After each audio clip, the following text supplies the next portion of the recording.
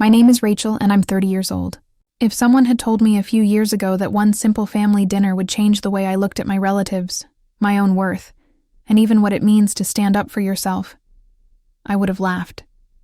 Because back then, I still believed that family, no matter how flawed, would always have your back. I thought that blood meant loyalty, that love, once promised, couldn't turn into humiliation. But that night, the night at the restaurant, everything changed. I grew up in a close but complicated family. We weren't rich, but my father and his brother, my Uncle Martin, had built a small furniture business from the ground up. It started with just a workshop behind our house and a single delivery van. Over the years, it grew into something big. They made custom dining tables and cabinets, and eventually they started selling to hotels and restaurants. My father handled the production side, while Uncle Martin took care of the clients and the money. As kids, my cousin Julia and I were inseparable. She was Uncle Martin's daughter, lively, confident, and spoiled, but fun to be around. I was quieter, more observant, the kind of kid who preferred sketching in a notebook instead of talking too much. Julia would always pull me into her world, makeup, gossip, laughter, and for a while I didn't mind. But as we grew older, something between us shifted. She started seeing me less as her cousin, and more as her rival. She had always been the center of attention, and I never wanted to compete with her. But my grades, my calm nature, even the way our teachers would praise me, they all seemed to irritate her. I remember once at a family dinner, when I was 16, she said in front of everyone, "Rachel acts so quiet because she has nothing interesting to say." Everyone laughed, including my uncle. My parents didn't say anything. That silence, I would later realize, was the start of a long pattern. One where my discomfort was always treated as an overreaction, and her cruelty as just teasing. Years passed. My father died unexpectedly when I was 27. A heart attack out of nowhere. The shock broke me. He was my biggest supporter, the one who used to tell me, "Don't ever let anyone treat you small, Rachel." After his death, I expected the family to stand with me. Uncle Martin promised to take care of everything related to the business, saying, "Your father's share will stay safe. Your family. Don't worry." I believed him. But months later, I learned the truth. The business had been merged entirely under Uncle Martin's name. He told me the company was in debt, that he had to restructure things to save it. My share, according to him, didn't exist anymore. I didn't have the strength to fight back then. I was grieving, numb, and too trusting. I just told myself it wasn't worth breaking the family apart. I got a job as an assistant in an interior design firm, and slowly, I started building my own life again. Julia, meanwhile, lived lavishly. Her father's business seemed to be thriving, not struggling. She posted pictures of vacations in Greece, designer handbags, and dinner parties with captions like, "Family means everything." Each time I saw those posts, a quiet bitterness grew inside me, but I told myself to let it go. I didn't want revenge. I just wanted peace. Then, a few months ago, I got a message from Julia. "Hey, we're having a big family dinner next week to celebrate Dad's birthday. You should come. It's been forever." For a moment, I hesitated. The last time I'd been around them, I'd felt invisible. But a small voice in me, maybe the part that still wanted to believe in reconciliation, said yes. The restaurant they picked was one of the fanciest in town. A new place that Uncle Martin's company had recently furnished. I arrived early, dressed simply. A beige blouse, black trousers, my hair tied neatly. When I walked in, I saw the family gathered at a long wooden table near the center. It was one of the tables their company had made, polished oak, with their signature carved pattern along the edges. It looked beautiful, strong, and perfect, like everything Uncle Martin liked to show off. Julia spotted me first. Her eyes lit up, but not warmly. It was that familiar, slightly mocking sparkle I remembered from childhood. "Rachel," she said loudly, standing to give me an air kiss that didn't touch my cheek. "You made it. I was wondering if you'd actually show up." Uncle Martin smiled, but didn't stand. "Rachel, glad you could come." I smiled politely. "Happy birthday, Uncle." As I moved to take a seat at the table, Julia stopped me with a laugh. "Oh, wait. Sorry, Rach. This table's for family. We kind of ran out of seats. There's more space outside on the patio, though." For a second, I thought she was joking. My smile froze. "I am family," I said softly, not wanting to make a scene. Julia grinned, glancing at her fiancé across the table. "You know what I mean. Immediate family.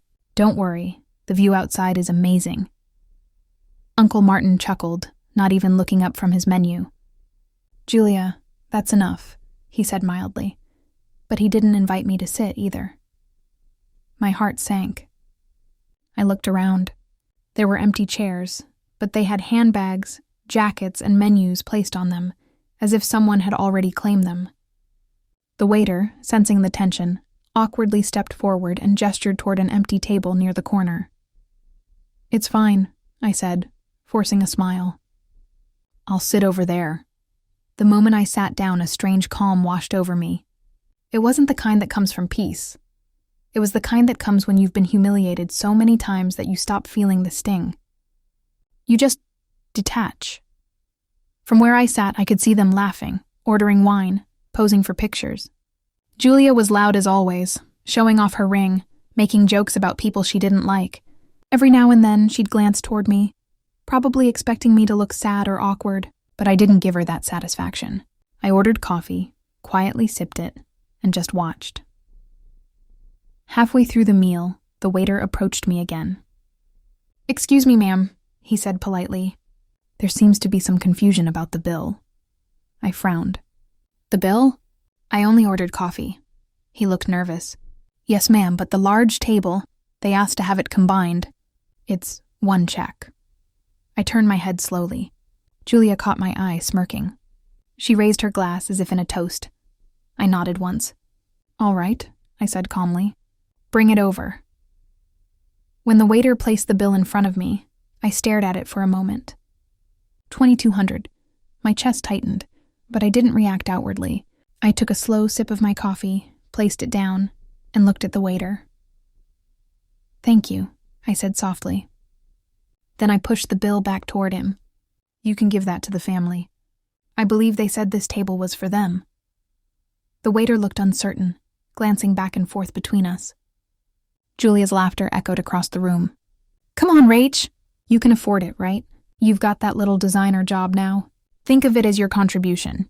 I smiled, a small, quiet smile. "I'll pay for what I ordered," I said, placing a $5 bill on the tray. "Just the coffee." For a moment, the entire table went silent.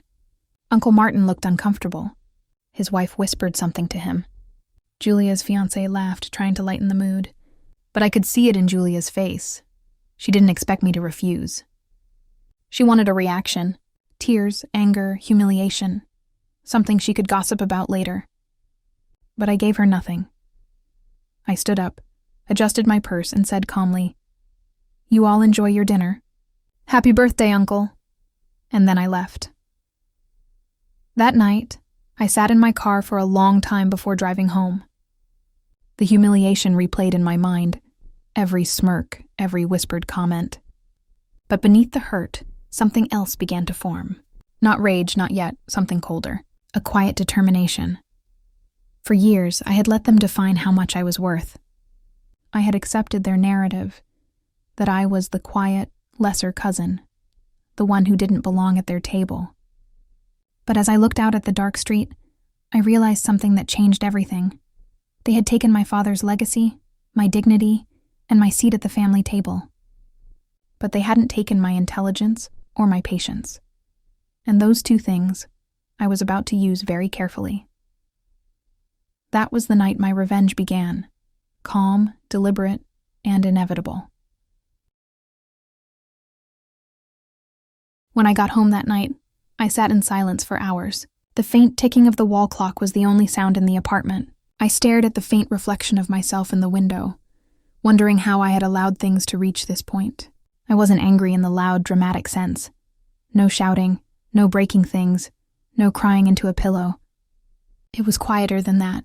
It was the kind of anger that sits deep inside you, still and sharp, waiting. The restaurant scene replayed in my head again and again. Julia's laugh. Uncle Martin's indifference, the pitying looks from the other diners. But what hurt most wasn't the public humiliation. It was how unsurprised I was. I had known, deep down, that this was who they were. I had seen glimpses of it for years, and had always brushed them off, telling myself, "It's family, they don't mean it." But they did. They always had. I didn't sleep much that night. I kept hearing my father's voice in my head, that steady, calm tone he used when something serious was on his mind. "Rachel," he used to say, "there will come a day when you'll have to choose between keeping the peace and keeping your dignity. When that day comes, choose dignity. Peace built on disrespect doesn't last." That was the moment I decided I would no longer be the quiet, overlooked cousin. I didn't know exactly what I would do yet, but I knew one thing. My revenge would not be loud or cruel. It would be patient. It would be built carefully, like one of the tables my father used to make, strong, balanced, and meant to last. The next morning, I went to work as usual. My job at the interior design firm wasn't glamorous, but I enjoyed it. I handled client accounts and helped source furniture pieces for high-end restaurants and hotels. My boss, Andrea, was a sharp, practical woman in her 50s who respected hard work more than small talk. She often said, "People think interior design is about pretty colors. It's about psychology. You shape how people feel in a space." That line stuck with me. Because in that restaurant, they had shaped how I was meant to feel, small, excluded, lesser. But what if I could reshape the space they thought they owned? At lunchtime, I went to a small cafe near the office, ordered tea, and started making notes in a journal. I wasn't writing a revenge plan exactly, at least not yet. I was writing down what I knew. Facts, names, patterns. Uncle Martin's company, Marwood Designs. Their biggest clients, luxury hotels, new restaurants, and a few international chains. Julia worked there as creative director, though everyone knew she just showed up for meetings and photo shoots. Their finances were rumored to be strong. But I remembered hearing something odd at that dinner. Julia's fiancé mentioning cash flow issues. That last detail intrigued me. I started thinking back to the early days after my father died. When Uncle Martin told me the business was struggling, I had believed him. But what if he had used that lie to cut me out of the company? What if there was more behind it? That evening, I pulled out my father's old papers from the storage box I kept under my bed. He had always been meticulous with records, old invoices, partnership documents, handwritten notes. I spread them across the floor and started sorting through them.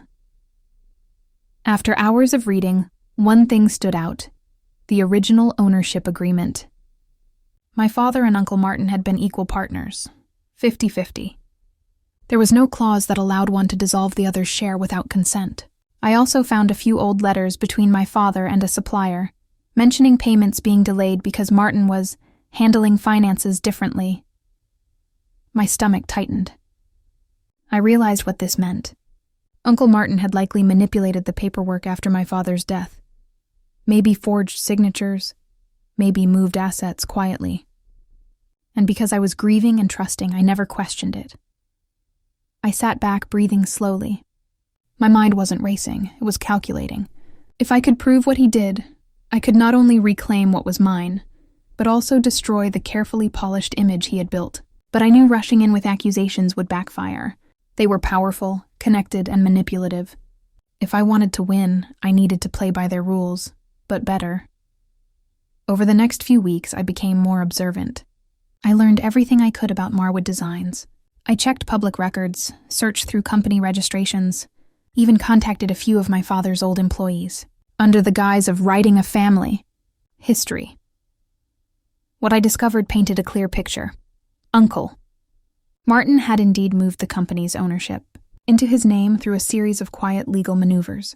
But what caught my attention most was that several of their large clients had delayed payments, and one of their biggest restaurant projects had recently been canceled due to structural flaws in the furniture design. That last phrase made me smile faintly. Karma had already started to whisper, but I didn't want to leave it to karma. I wanted precision.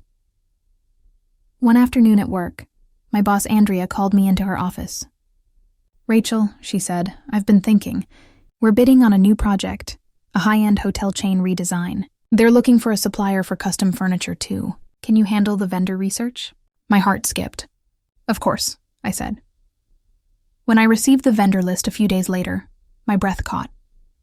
There it was, Marwood Designs, listed as one of the potential suppliers.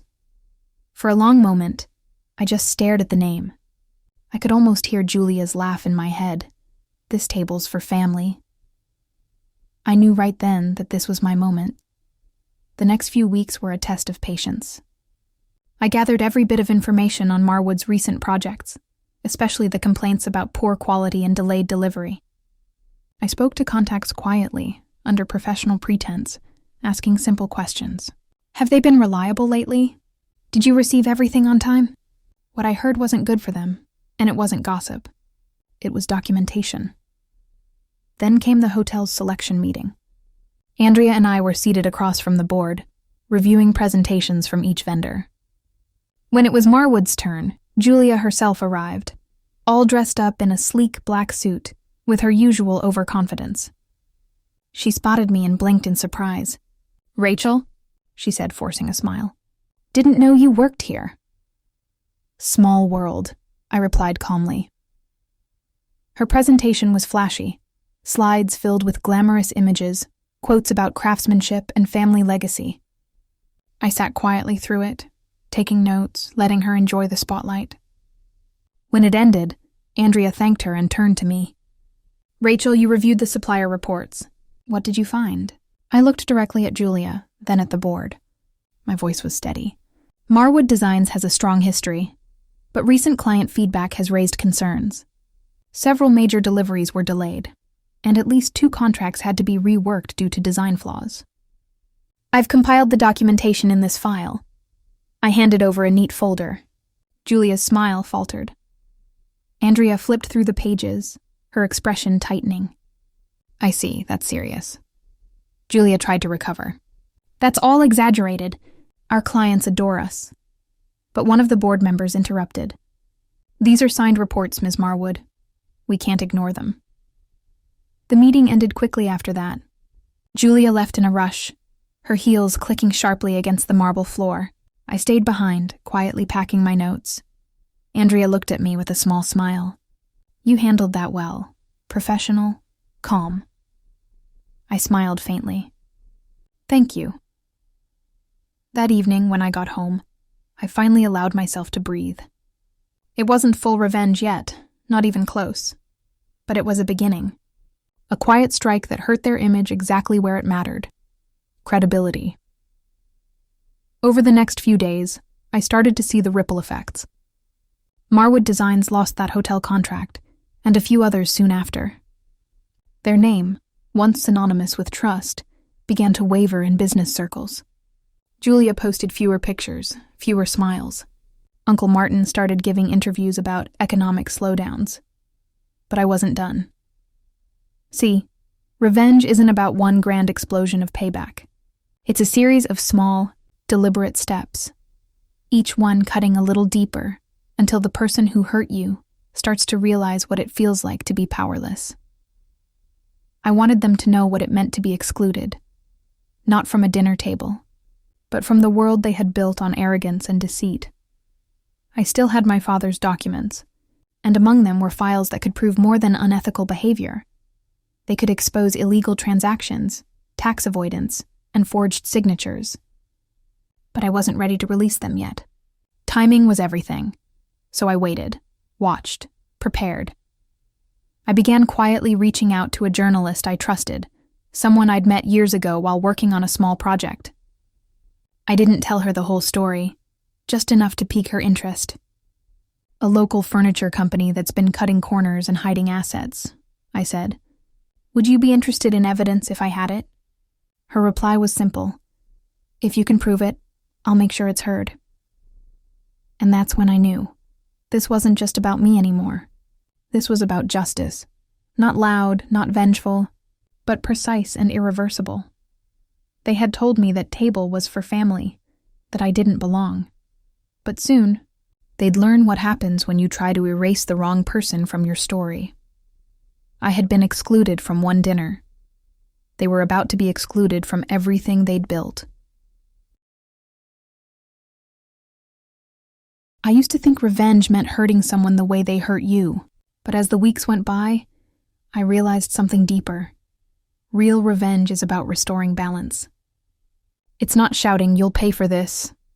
It's making sure the people who thought you were powerless finally see how strong your silence truly was. After the hotel project fallout, things began shifting quietly around me. Word spread fast in the industry, not through gossip, but through reputation. "Marwood Designs isn't as reliable as they used to be," people whispered. They missed deadlines. The quality dropped. In business, perception is everything. Once doubt creeps in, trust starts to rot. I didn't celebrate it openly. I just watched, listened, and kept working. My boss, Andrea, began trusting me with more responsibilities, even letting me lead smaller projects. I worked hard, and I stayed professional, but inside, a calm satisfaction was growing. Not joy, exactly. Something steadier. Like slowly tightening a screw, will eventually break something that deserves to break. But Julia wasn't one to back down quietly. A week after that meeting, she showed up at my office. I was in the middle of reviewing designs when the receptionist called. "Rachel, there's someone here to see you. Says her name is Julia Marwood." I felt a tiny surge of anticipation, but kept my face neutral. "Send her in." She entered the room dressed perfectly, as always. Tailored blazer, high heels, a designer bag slung on her arm. But beneath the polished look, her eyes were sharp. Angry. "Well," she said with a tight smile, closing the door behind her, "I see you found your new talent. Sabotage." I looked up calmly. "Hello to you too." "Don't play innocent," she snapped. "You embarrassed me in front of our clients. That hotel deal was ours. You used your little job to stab us in the back." I leaned back in my chair. "Julia, I didn't stab anyone. I reported facts. If your company's failing to meet standards, that's not my fault." She crossed her arms, her voice dropping. "You think you're clever, don't you? Still pretending to be the quiet, sweet cousin while pulling strings behind everyone's back." I smiled faintly. "No, Julia, I just learned to stop letting people step on me." For a moment, she looked thrown off, as if she didn't expect calmness. She wanted a fight, but I didn't give her one. "Enjoy your little victory," she said finally, her tone turning cold. "You've made some powerful enemies." Then she left. The sound of her heels clicking down the hallway felt strangely satisfying. Not because I had won, but because for once, I hadn't let her control the moment. That night, though, I lay awake thinking. Julia was impulsive, but Uncle Martin wasn't. He was calculated. If he realized I was the one behind the growing cracks in his reputation, he wouldn't just sit quietly. He'd try to protect himself. And that meant covering up the past, including what he did to my father. So I needed to move faster. Over the next month, I divided my time between work and research. Every spare evening, I went through more of my father's old papers, cross-referencing company documents with newer records. I started noticing discrepancies, small ones, but consistent. Transactions that were listed under my father's name months after his death, checks with forged signatures, property transfers that looked suspicious. Each discovery fueled me. It wasn't just about revenge anymore. It was about truth. My father had worked his whole life building something honest, and they had stolen it. Not just the business, but his name, his reputation. They turned his legacy into a tool for greed. One day, I visited the city's business registry office. I had to dig through archives, but eventually I found something. An old notarized statement showing my father's 50% ownership. Right beside it was another file, a later revision, transferring full ownership to Uncle Martin, per mutual agreement. The date on that file was 2 weeks after my father's funeral. I stared at the page for a long time. The signature didn't look right. My father's handwriting had always been neat and slightly slanted. This was jagged, rushed, and uneven. The clerk noticed my expression. Something wrong? I shook my head lightly. Just memories. But inside, I felt something cold settle in my chest. That was my proof. I didn't take the document immediately, and that would draw attention. Instead, I requested a certified copy under the pretext of family record updates. The clerk said it would be ready in 2 days. I thanked her and left, heart pounding. When I got home that evening, my phone buzzed with a message from an unknown number. Stop digging into things you don't understand. No name. Just that sentence. I sat there for a long minute, reading it over and over. Then I smiled. They knew. And if they were warning me, that meant they were scared. But I didn't respond. Silence, I realized, was my best weapon. It made people uneasy. It forced them to guess. 2 days later, I collected the certified document. I scanned it carefully, then placed it in a small folder labeled Dad's Truth. I hid it in a separate drawer at work, one no one had access to except me. That same week, I met again with the journalist I'd reached out to earlier, Emily. We met at a quiet coffee shop downtown. She was older than me by a few years, confident, with that sharp curiosity that never really turns off. So, she said, after I handed her a few copies of the documents, this looks big. Fraud, forgery, tax evasion. You realize this could ruin them, right? I nodded slowly. That's not what I want first. I want the truth to be documented. Properly, not as gossip. I want my father's name cleared. I want what he built to be seen for what it was. Emily studied me for a long moment. You don't sound like someone out for revenge. I smiled faintly. Maybe because I'm not out for destruction. I'm out for balance, she nodded. I can respect that. I'll need to verify everything before publishing. It might take weeks. Take your time, I said. Patience is something I've learned well. As the days passed, I went about my routine, working, living, waiting. But every small sign of their downfall was a quiet echo of justice. Julia's posts grew fewer. A trade magazine mentioned Marwood Designs losing another big contract. Uncle Martin tried to deflect blame publicly, calling it a temporary restructuring. But insiders knew better. Still, I kept my focus. My goal wasn't to ruin them overnight. I wanted the cracks to widen naturally, through truth, not vengeance. Because truth, once it starts surfacing, doesn't stop. Then came an unexpected twist. One afternoon, I received a call from a lawyer. Miss Rachel Moore? He asked. Yes, speaking. This is Andrew Keller. I represent a group of former Marwood Designs employees. They're filing a complaint regarding withheld payments and unethical practices. One of them mentioned your name as someone who might have evidence. I hesitated. I might, I said carefully. But why me? They said you're the only one who ever stood up to them, quietly, but effectively. That sentence made something tighten in my throat. Quietly, but effectively.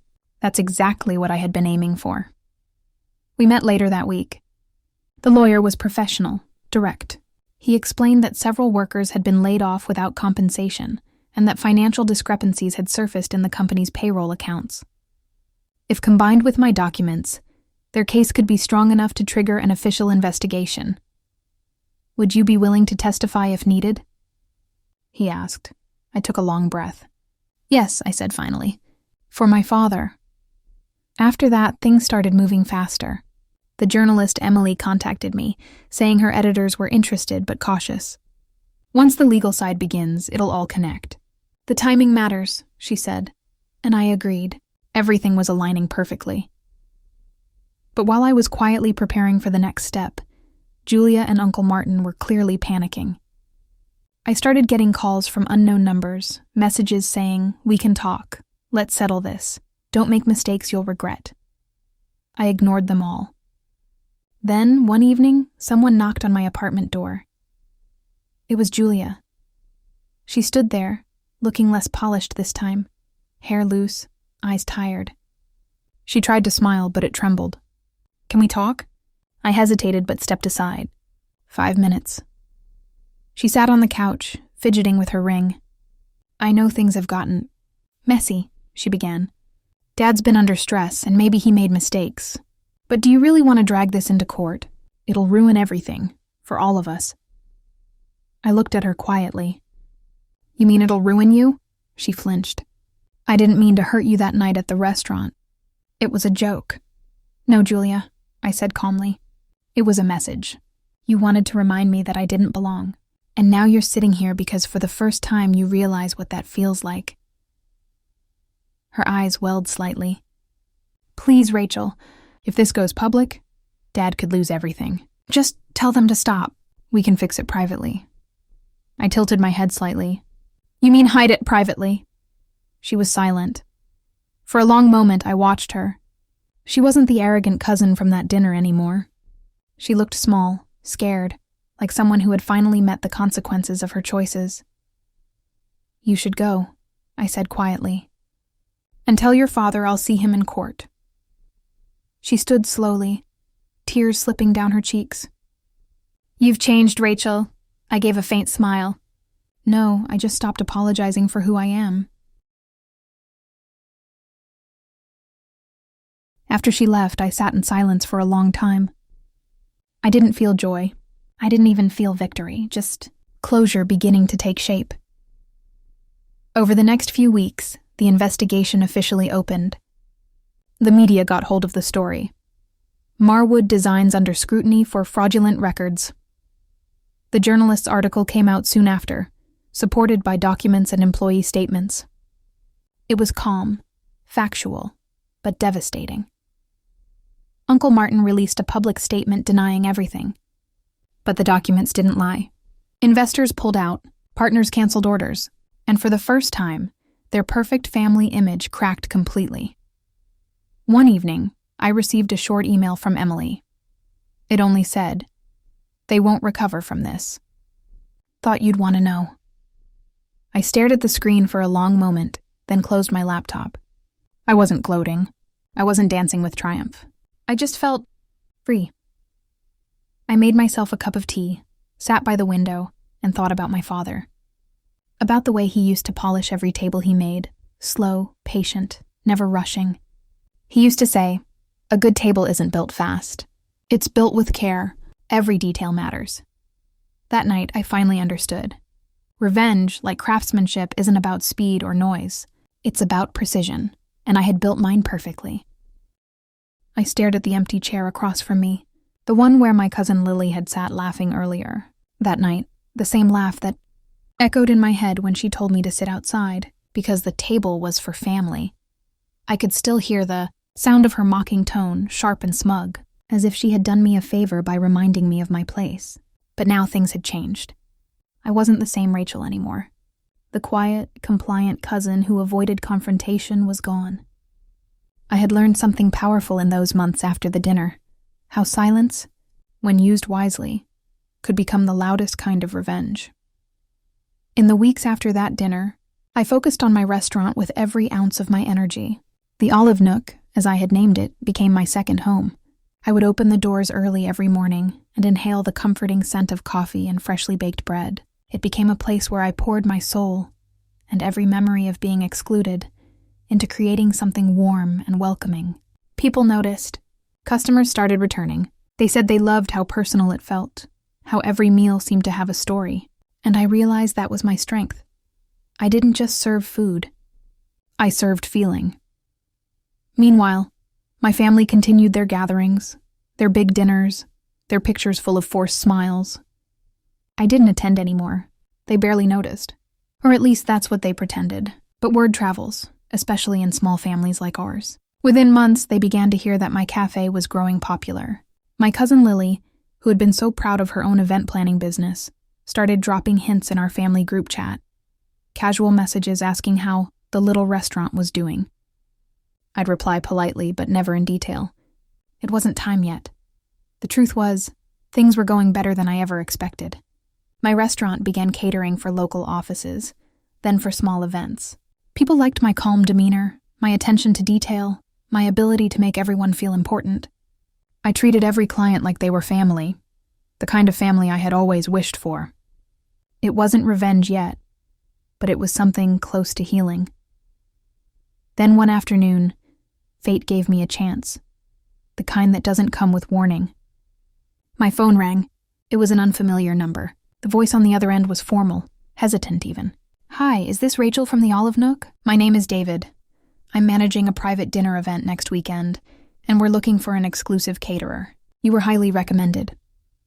I took down the details.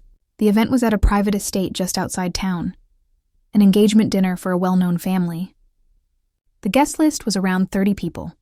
He said they wanted a custom menu, elegant but not flashy. I told him I'd send options later that evening, but when I checked the address he gave, I froze. It was Lily's address, my cousin's house. I stared at my phone screen for a long time. So this was her event, her engagement dinner. The one she'd probably been planning for months. The one where she'd want everything to be perfect. I smiled, slowly, realizing the universe had just placed something delicate in my hands. Still, I didn't jump at the chance to plot. I wanted to be careful. I didn't want to act out of anger. Revenge that came too early could backfire. So I took a deep breath and treated it like any other booking. I emailed the proposal, arranged the tasting session, and kept my tone strictly professional. When I arrived at Lily's house for the tasting, she was clearly surprised to see me. "Rachel?" she said, almost choking on her own voice. "You're the one from the Olive Nook?" I smiled calmly. "Yes, your event manager reached out to us. We're here to help make your night special." Her face flushed. I could see the quick calculation happening behind her eyes, whether to reject me or pretend she didn't care.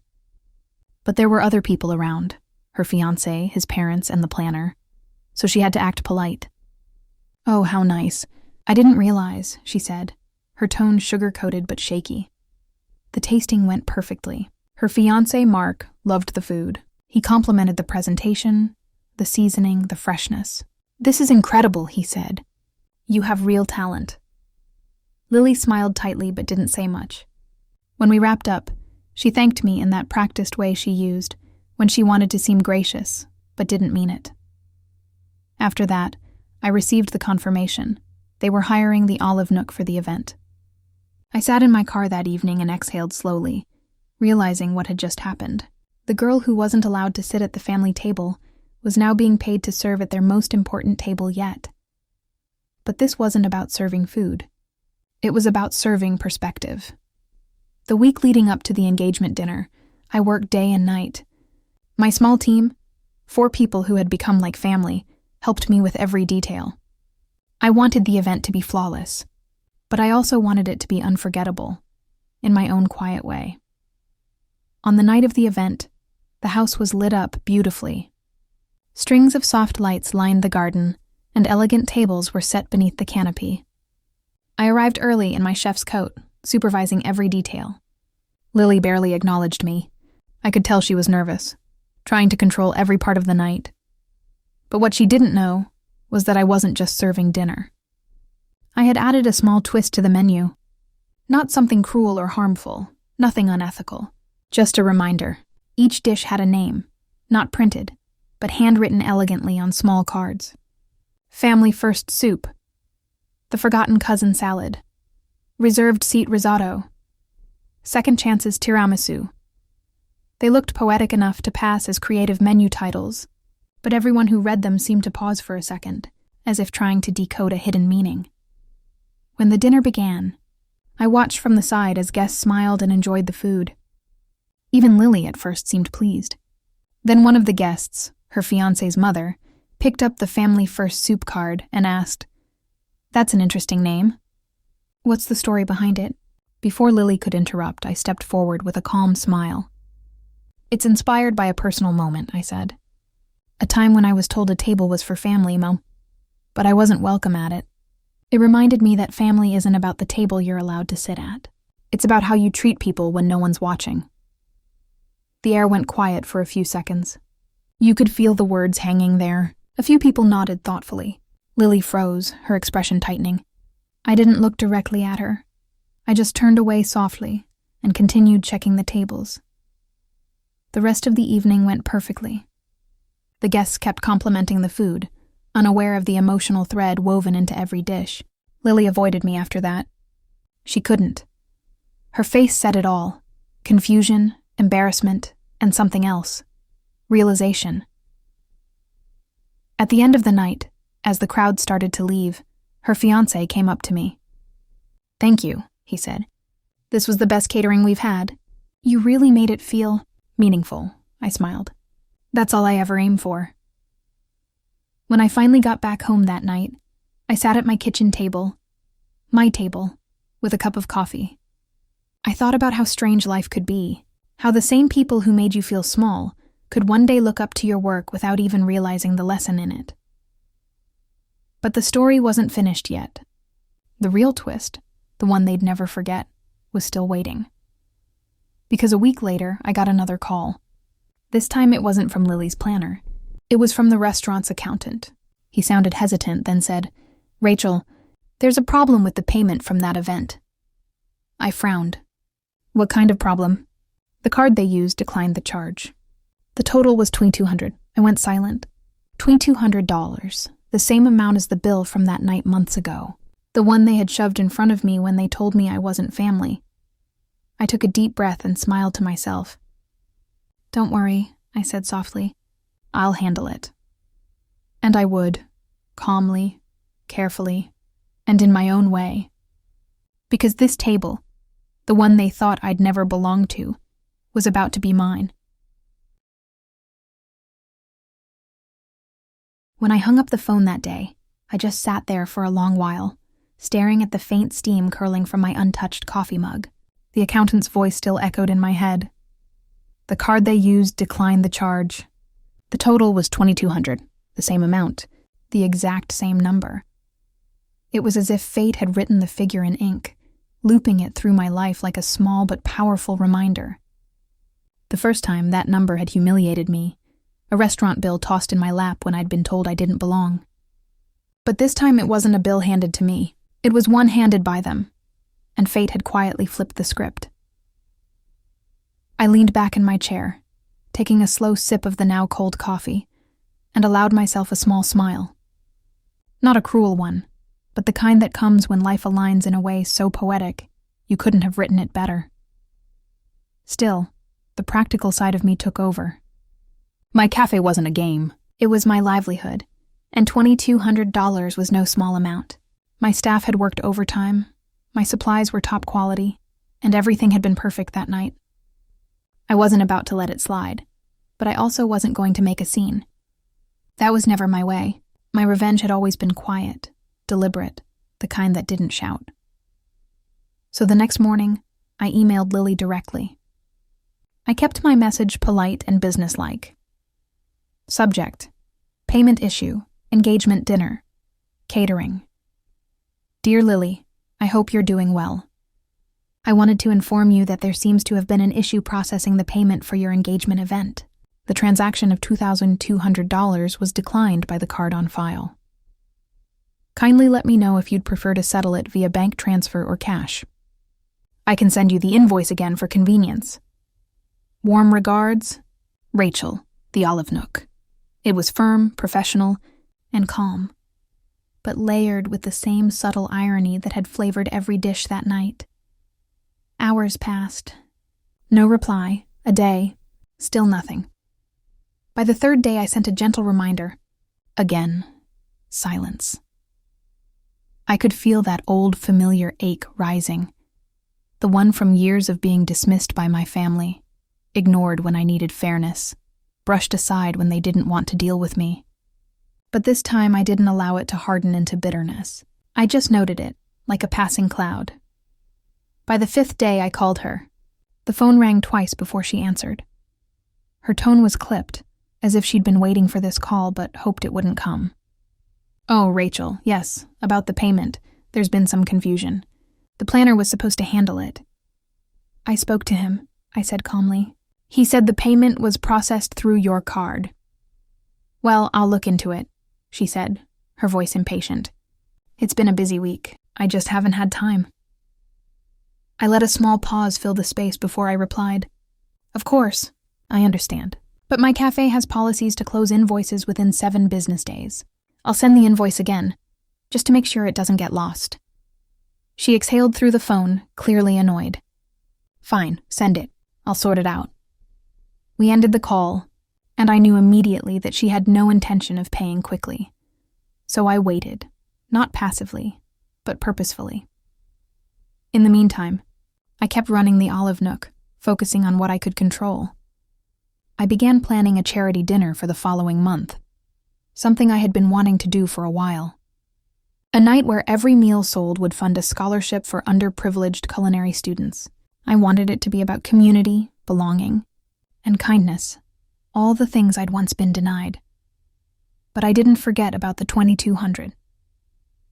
10 days later, still no payment. That's when I decided to send a physical invoice, printed neatly, sealed in an envelope, hand-delivered to her office. I didn't want confrontation. I wanted accountability. The next afternoon, I received a text message. "Rachel, I got your invoice. Honestly, it's a bit much. We didn't expect it to cost that much. The food was simple, not extravagant. I thought family would be a little more flexible." I read the message twice, not because I didn't understand it, but because it perfectly summarized everything wrong with how they had treated me my whole life. Family was always their excuse. When they wanted a favor, it was because we're family. When they wanted to underpay me, ignore me, or exclude me, it was still because we're family. I typed slowly, choosing every word with precision. "Lily, I completely understand your concern.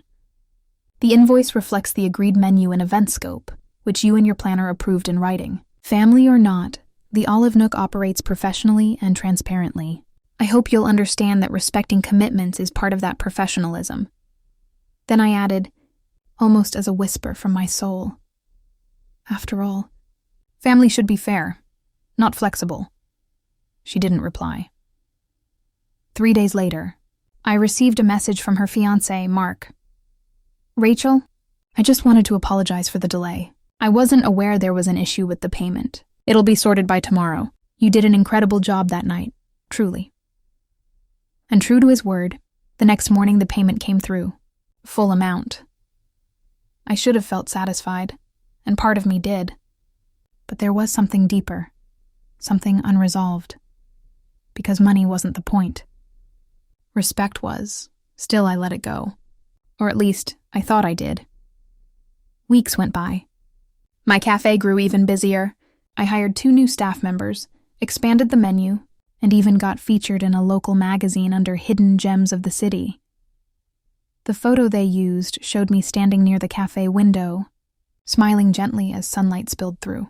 The headline read, "From family tables to building her own." It was poetic. The morning the article came out, I received an unexpected visitor, Lily.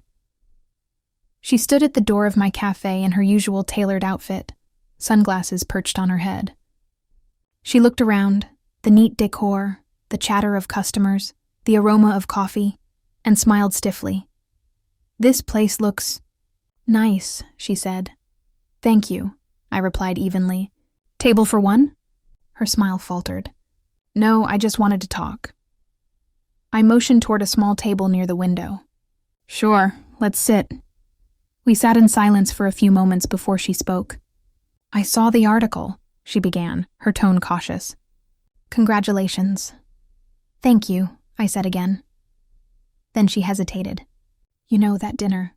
I didn't mean to make you feel unwelcome back then. It was just a joke. You take things so seriously sometimes." I looked at her, really looked. The same cousin who once thought she could define my worth with a smirk and a table setting. "I know," I said softly, "and I used to take it seriously. But now I just take things differently." She blinked. "What do you mean?" I smiled faintly. "That night you taught me something valuable, that belonging isn't given. It's built. And this," I gestured around the cafe, "is what I built." She shifted in her seat, uncomfortable. "Well, I'm happy for you, Rachel, really." I nodded. "I believe you." But as she left, I noticed something fragile in her expression. A flicker of awareness. Maybe even regret. Later that evening, I sat alone after closing, wiping down tables and thinking about how far I'd come. Revenge, I realized, wasn't about payback anymore. It was about transformation. About becoming someone so complete that the people who once underestimated you have to look up to see how far you've risen. Still, life had one more full circle left to complete. A month later, I received another call from Mark, now Lily's husband. He said they wanted to host a post-wedding family dinner and wondered if I could cater it. I almost laughed, not out of mockery, but disbelief. Fate had brought me back again, to their table. Of course, I said, keeping my tone warm but measured. I'd be honored. That night, after hanging up, I looked at my reflection in the cafe window. The woman staring back wasn't the same girl who'd been told to eat outside. She was calm, strong, and quietly victorious. I whispered to myself, "This table is for family, and now I decide who belongs." And for the first time in years, that sentence didn't hurt anymore. It felt like closure, the kind that doesn't need applause, just peace. But even then, I had no idea that this next dinner would be the night when everything came back, in a way none of them expected. Because sometimes, life gives you one final chance to show that your silence was never weakness, it was preparation. When I agreed to cater Lily and Mark's post-wedding dinner, I did it with a calmness that surprised even me. A few years earlier, I would have been nervous, overthinking every detail, afraid of being judged again by the same people who once made me feel small. But this time, I wasn't stepping into their world as an outsider. I was walking in as someone who had built her own. The days leading up to the event felt strangely peaceful. My team, now like family to me, helped prepare the special menu. I wanted it to be elegant but meaningful, a reflection of who I had become. Each dish had subtle symbolism, warmth, resilience, growth, and grace. All the things I had learned on my journey from rejection to self-respect. The dinner was scheduled at a private hall attached to a boutique hotel. When I arrived that evening, the air was filled with soft laughter and the sound of clinking glasses. Lily and Mark were greeting guests at the entrance, both dressed impeccably, glowing with post-wedding pride. When Lily saw me, she smiled. A genuine one this time, not forced or defensive. "Rachel, I'm so glad you could make it. Everyone's been talking about how amazing your food was at the engagement. I told Mark I wouldn't trust anyone else for tonight." There was a light in her voice. Not the condescending tone from before, but something closer to respect. I nodded politely. "Thank you, Lily. I'll make sure it's another memorable evening." The hall was beautiful. Candles on every table, soft jazz music playing, a golden glow reflecting off the glassware. My staff moved like quiet harmony, serving appetizers and wine with practiced ease. Guests smiled, complimenting the aromas, the presentation, the way every dish seemed to carry intention. And then, as I watched from near the kitchen door, something remarkable happened. My uncle, Lily's father, the same man who once told me not to take things personally when I was excluded, raised his glass and said, "Before we begin, I just want to thank the catering team for this beautiful setup. And of course, our very own Rachel, who, I must say, has made the family proud." The family proud. I don't know what I expected to feel in that moment. Vindication, maybe. But what I felt instead was quiet acceptance. It wasn't about them finally acknowledging me. It was about me no longer needing it. Still, life has its poetic timing. As the dinner progressed, laughter filled the hall. My team brought out the main course, a rosemary chicken with garlic mashed potatoes, grilled vegetables, and a sauce that took me 2 days to perfect. The kind of dish that felt like home. Then, dessert arrived, my personal favorite, tiramisu. But not just any tiramisu. I had named it on the menu Full Circle Delight. A subtle nod to the journey we all take when we come back to where things began, only stronger. As guests enjoyed the dessert, Lily's friend Jessica stood up laughing. "Oh my God, this dessert is divine. Rachel, you're wasted in this small town. You should have your own franchise or something." Lily nodded eagerly. "She really should. You know, I've been telling her that. Maybe one day she'll expand. It was strange hearing her speak kindly, sincerely even. It made me wonder if people really could change, or if time simply humbles them. Then Mark raised his hand. "Actually," he said, smiling, "Lily and I were talking about that recently. We're planning a charity gala next spring, and we'd love for you to cater it, Rachel. But more than that, we'd like to invest in the Olive Nook, help you open a second branch."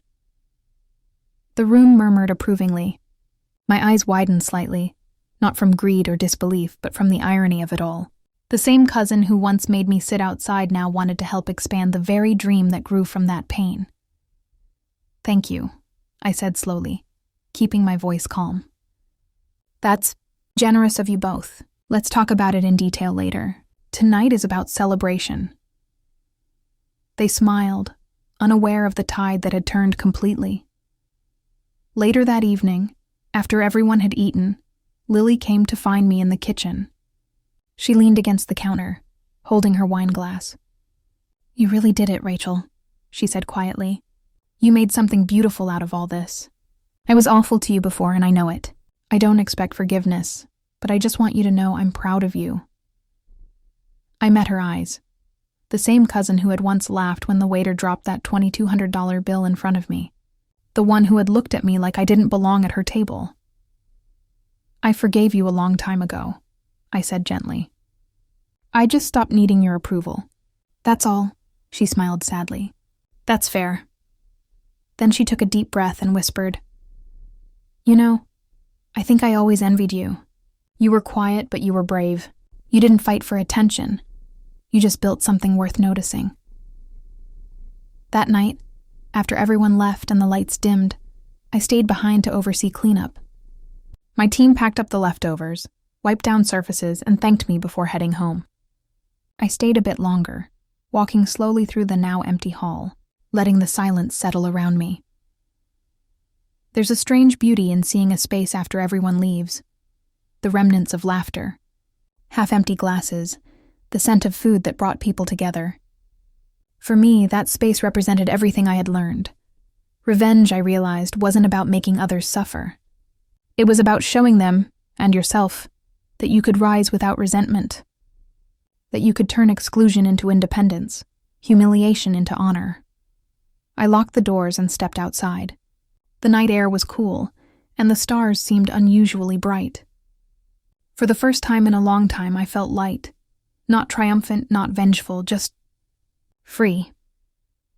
A week later, I got another call, this time from a journalist.